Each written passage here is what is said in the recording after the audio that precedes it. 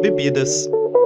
Esse é um tema comum em uma conversa de amigos em um bar, uma reunião social, mas não para um meio composto por evangélicos.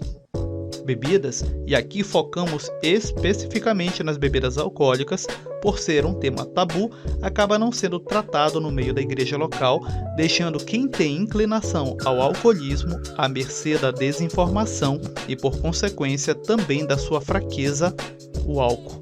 Quero deixar claro de início que opto pela posição de abstêmio de bebidas alcoólicas, mas nem por isso procuro me ver como um ótimo cristão pelo simples fato de não consumir bebidas alcoólicas.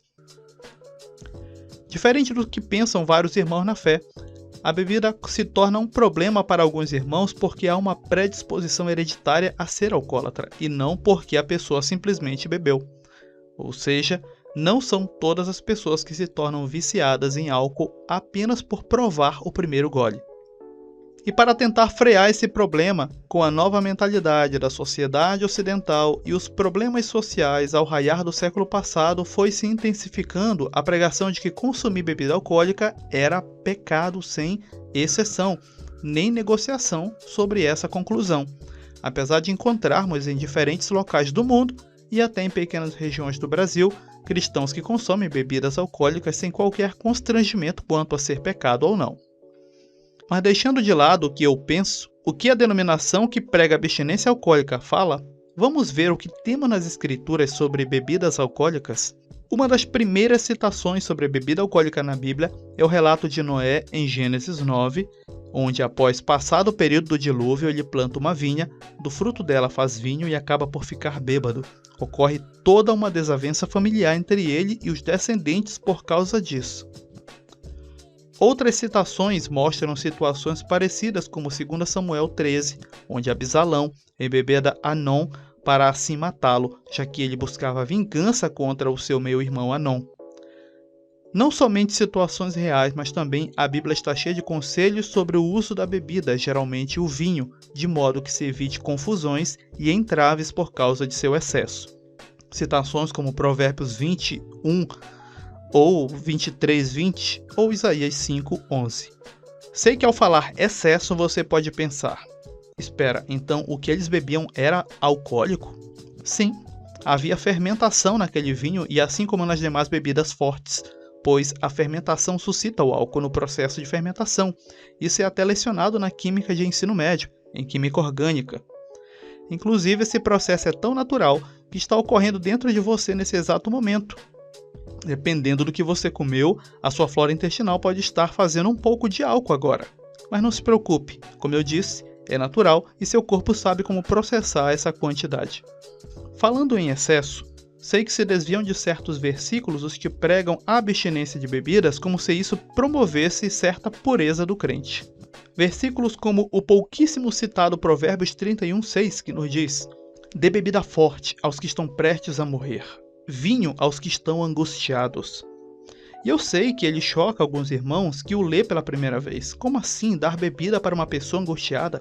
Mas aqui clamo para que você faça como sempre aconselhamos. Entenda o contexto histórico-cultural dessa colocação antes de tecer colocações baseadas em nossa visão moderna sobre bebida alcoólica. Digo isso porque mesmo em versículos do Novo Testamento, o crente não aceita que havia conselho para a moderação do uso de vinho e não para uma abstinência total. Como aos diáconos em 1 Timóteo 3:8, que diz: "Os diáconos igualmente devem ser dignos, homens de palavra, não amigos de muito vinho, nem de lucros desonestos." Ah, não acredito que eles bebiam vinho, era suco de uva.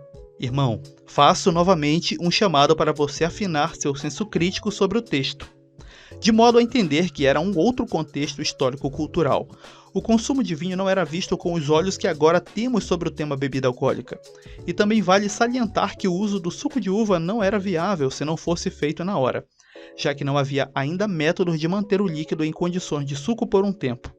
Inclusive, beber direto do fruto da vide, como era falado, ou seja, do suco recém-feito, era um privilégio de gente abastada, governantes, reis. Pessoas simples não tinham tais condições. Entenda que nada mudou. O excesso de bebida leva a pessoa à vergonha, daí não é recomendado ao cristão. Mas não saia achando que você seja um melhor crente só porque nunca provou bebida alcoólica. Não saia por aí fazendo pregações com frases ridículas como "a cerveja é o mijo de Satanás" ou coisa assim. Acredito que há texto suficiente nas escrituras que alertam sobre os perigos da bebida alcoólica para motivar os irmãos a se afastarem dela, evitarem o consumo. Não fique inventando o que as escrituras não dizem sobre o tema. Falando sobre o que as escrituras dizem, é bom ser sincero e dizer que elas recomendam o consumo moderado e não a abstinência da bebida.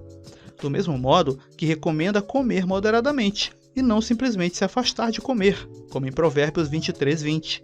Não ande com os que se encharcam de vinho, nem com os que se empanturram de carne. Inclusive, a glutonaria, apesar de ser biblicamente condenável, tal como a bebedeira, é praticada até com gracejo pelos irmãos, como se comer muito fosse algo engraçado e até louvável. Encerrando sobre o tema, que como citado aqui, nem para os cristãos não encontra uma proibição total, deixo eu o meu conselho simples, irmão. Não beba. Use esse dinheiro para algo em sua casa, um pequeno projeto pessoal, ou mesmo a caridade necessária com o próximo. É apenas um conselho pretensioso, eu sei. Porém, eu acredito que seja prudente e, quem sabe, necessário para você que possa estar com problemas com o álcool. Aqui é seu irmão na fé, David Brito, e até um próximo minicast aqui na Escola de Bereia.